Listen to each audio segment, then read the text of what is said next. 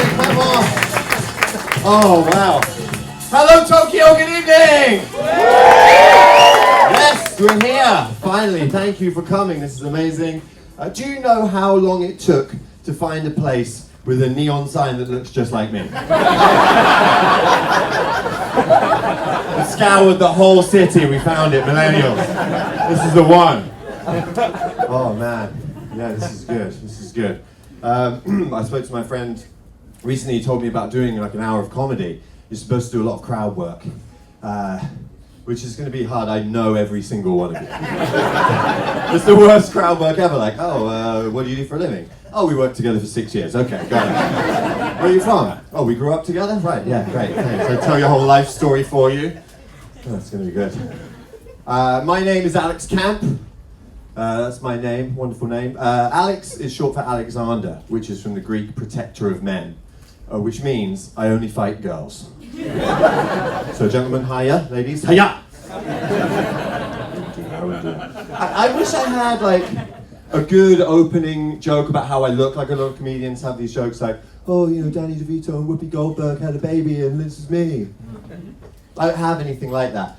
I just look like the most boring white guy ever. You know, it's hard to make a joke about that. I mean, we have a saying about how people look back in England. It's body off Baywatch, face off Crime Watch.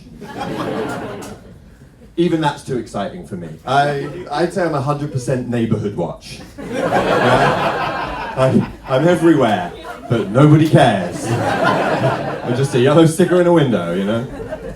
I'm the boy next door, but I'm watching you at night and I have a legitimate reason. If you were creeped out by that, it's the right response. You should be ready, that's good. I'm British. Any other British people in the room tonight? Yeah. I'm British and I actually love Brexit. I love watching Brexit unfold from a distance because I love seeing terrible things happen which I have no control over whatsoever. It's great. This is why I love horror movies. Are there any fans of horror movies in the house tonight? Alright. See a couple of people like, no. No, if you're scared, you've got the wrong idea. Horror movies aren't about that. Like, my favourite thing about horror movies is jump scares. Yeah? When the bad guy or the monster jumps out from behind a tree, you know? That is the only exercise I get. Seriously. Every time the monster comes out, engage the core. It's like 30 crunches all at once. Ripped. I implore you, don't get a gym membership, just watch Saw 2 every day. Be shredded! Watching those horror movies though, I noticed something as a British man watching it from a British point of view. I noticed there's not many British horror movies. Yeah, there's not many. There's a few. I mean, for example, there's The Wicker Man.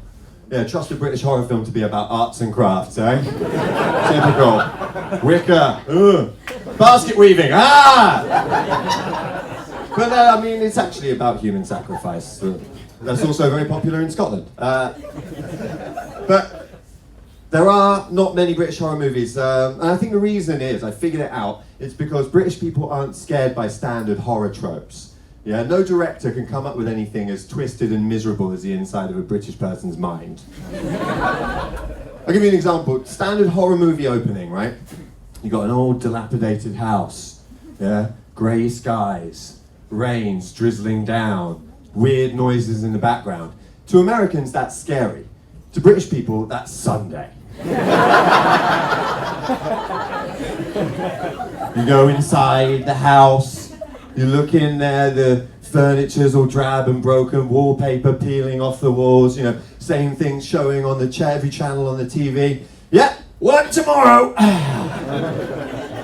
You go over and check out the dining table. The dining table is laid and set for 4 people. All knives and forks are there. The food is there, but it's gone cold and untouched. Have the whole family been brutally murdered? Nope, it's just British food. Took one look at it and went, fuck this, we're going to the pub. There's more. I watched another one with my mother actually, and it's about a guy who moves from the city to this pristine village in the countryside, and all the residents are really nice, super polite, and so polite that it turns out they're actually pod people who are trying to steal his identity. And it sounds pretty terrifying, right? My mum thought it was a documentary about the town she grew up in, Swansea, in Wales. Yeah. She didn't get scared. She started looking at this picture of my granddad, getting teary-eyed and wistful. There's more as well. Female bodies line the streets, battered, bruised, broken. Is there a serial killer on the loose? No, it's just Liverpool on a Saturday night. Vampires? No. Members of Parliament. Led by Theresa May in the role of Dracula, taking the role away from Christopher Lee, doing it much better.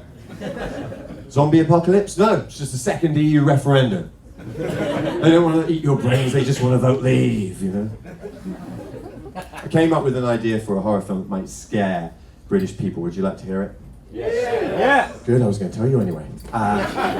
So, a man goes on holiday, vacation, if you need a translation. Goes on holiday, and he comes back without sunburn. Ah!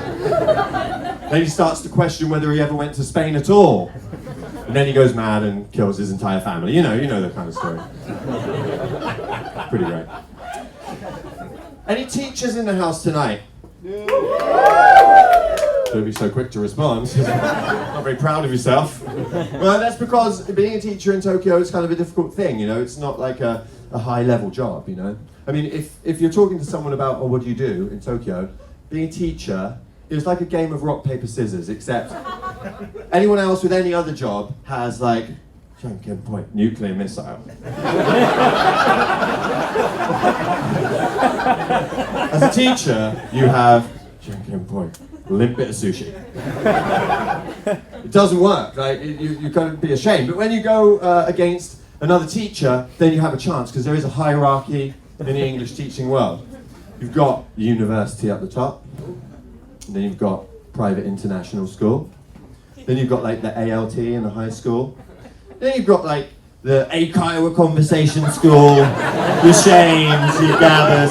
You've got to do yoga really to get it. And you've got to go all the way. It's somewhere down on the basement floor. But I like this because I work at a private international school. So when I go up against someone with this rock, paper, scissors, I'm going to do pretty well. Private international school, I go, ooh.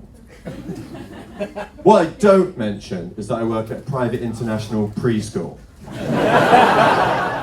Not quite the same intellectual level that we're talking about. I can do Wheels on the Bus in 3 languages, but I don't know where it's going to get me in the long run, you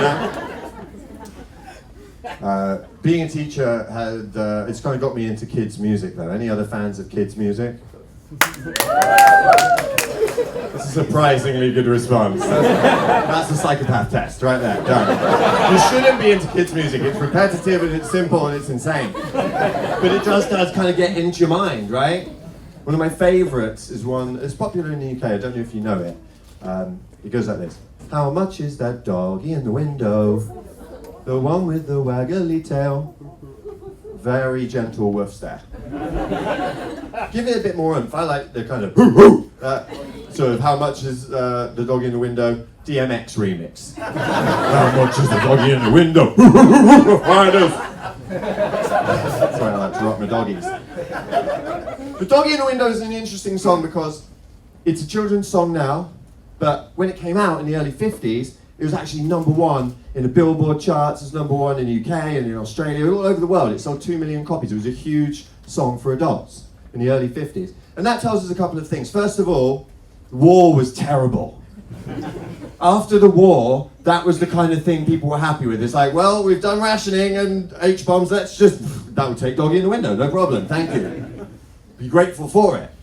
But the main thing it tells me is that we've kind of lost our innocence, you know. These songs that were good for adults are now only good for children. And I hope that this trend continues. Because when I'm grandfather, I hope I can go and pick my children up at the preschool and look around the corner and see this scene unfold in the school. Okay, children, it's the end of the day. Come gather around on the carpet and we'll sing a little song before we go home, okay? Ready? Started from the bottom, now we're here.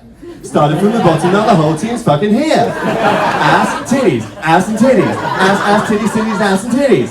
My neck, my back, my pussy and my crack. Let's say my neck, my back, my pussy and my crack. Fuck the police. Fuck Fuck the police. Yes, thank you, children. See you tomorrow.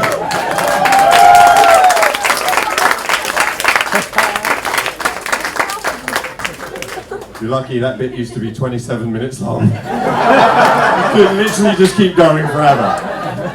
I might do that as my next show, just that bit.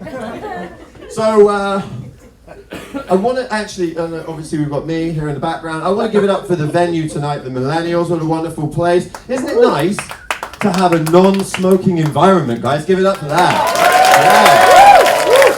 Yeah. Beautiful. A lot of the venues here in Tokyo, you can smoke inside, in the izakayas and the bars, people are like... It's not nice, it's disgusting. I mean, I'm quitting tomorrow, and I hope that Tokyo can catch up, okay? Get ready for that. In time for the Olympics. I've been pretty outspoken about my feelings in my stand-up comedy, and I am quite an influential person. So the Japanese government came up to me, they said, Alex-san, can you help us to try and bring about a smoking ban in Tokyo before the Olympics? I said, okay, fine, it's my duty, I'll do it. So we came up with some slogans that we're going to use for the advertising to kind of warn Japanese people about the dangers of smoking. Would you like to hear them? Yeah! Good, I was going to tell you anyway. Here we go. Japanese people, if you keep smoking, you might only live to 98 years old. It's nothing for a Japanese person. How about this one? Japanese people, if you quit smoking, you can improve your health, allowing you to work an extra 3 hours a day. Bringing it up to 25 hours a day. Hit where it hurts, the working hours. This is my personal favorite. Japanese people, if you quit smoking, you could extend your life, giving you more time to choose which train to throw yourself in front of. It's a difficult choice. Yamanote line's safe because it comes round again.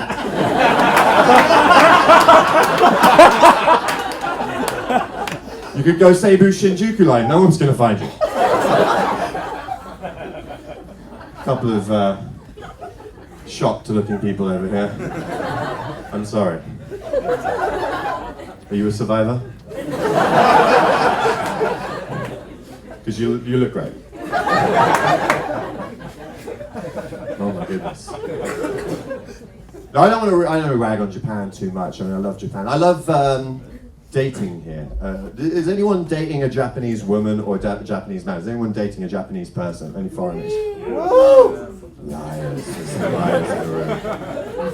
I love dating Japanese women. I love it, but there are some problems. There's just one problem, really. I never know how old they are. Seriously, a Japanese woman, she could be a teenager or she could have survived the Great Kanto earthquake. You just don't know.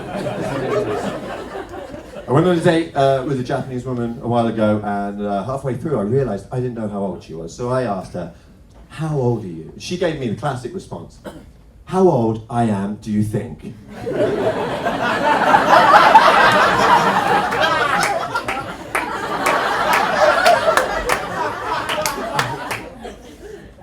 Okay, and not one of my students with grammar like that. I just like to point that out. I would not let that slide, okay?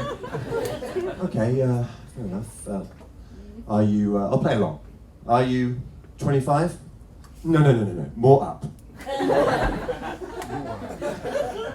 Are you 30? No, more up. So we carried on like this until it turned out she was actually Master Yoda from Star Wars.